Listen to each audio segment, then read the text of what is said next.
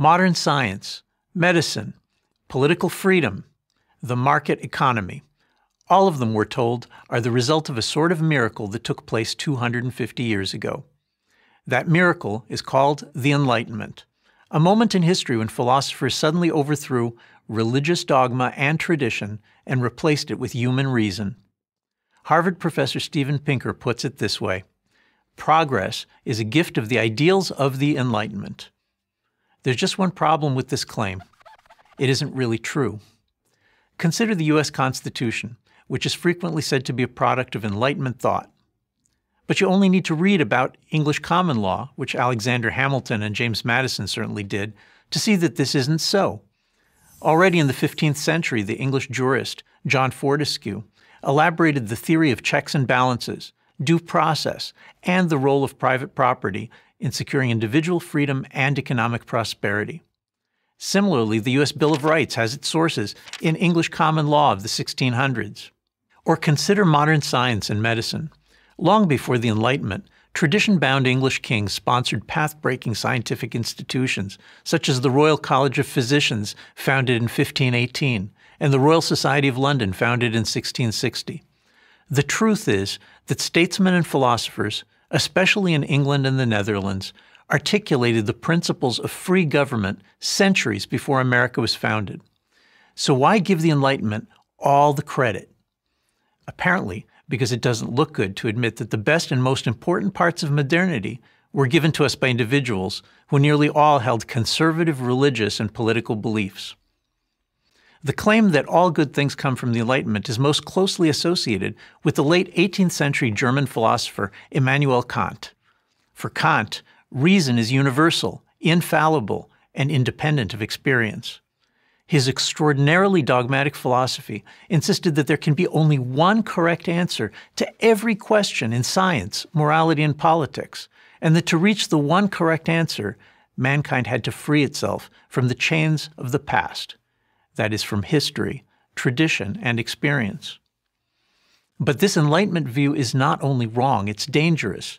Human reason, when cut loose from the constraints imposed by history, tradition, and experience, produces a lot of crazy notions.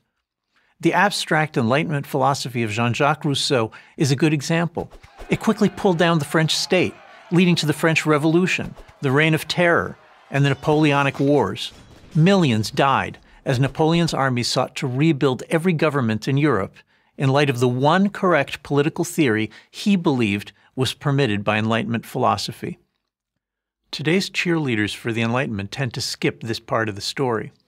They also pass over the fact that the father of communism, Karl Marx, saw himself as promoting universal reason as well. His new science of economics ended up killing tens of millions of people in the 20th century. So did the supposedly scientific race theories of the Nazis. The greatest catastrophes of modernity were engineered by individuals who claimed to be exercising reason. In contrast, most of the progress we've made comes from conservative traditions, openly skeptical of human reason. The Enlightenment's critics, including John Selden, David Hume, Adam Smith, and Edmund Burke, emphasized the unreliability of abstract reasoning and urged us to stick close to custom, history, and experience in all things. Which brings us to the heart of what's wrong with today's idolization of the Enlightenment. Its leading figures were not skeptics, open to what history and experience might teach us. Their aim was to create their own system of supposedly infallible truths independent of experience. And in that pursuit, they were as rigid as the most dogmatic medievals. Anglo-Scottish conservatives had a very different goal. They defended national and religious tradition, even as they cultivated what they called a moderate skepticism, a combination that became known as common sense. I think a lot about common sense these days, as I see American and European elites clamoring for enlightenment now. They rush to embrace every fashionable new ism, socialism, feminism, environmentalism, and so on, declaring them to be universal certainties and the only politically correct way of thinking. They display contempt towards those who won't embrace their dogmas, branding them unenlightened, illiberal, deplorable, and worse. But these new dogmas deserve to be greeted with some of that old Anglo-Scottish skepticism. Enlightenment over confidence in reason has led us badly astray too many times. I'm Yoram Hazony, author of The Virtue of Nationalism for Prager University. Thank you for watching this video. To help keep PragerU videos free, please consider making a tax-deductible donation.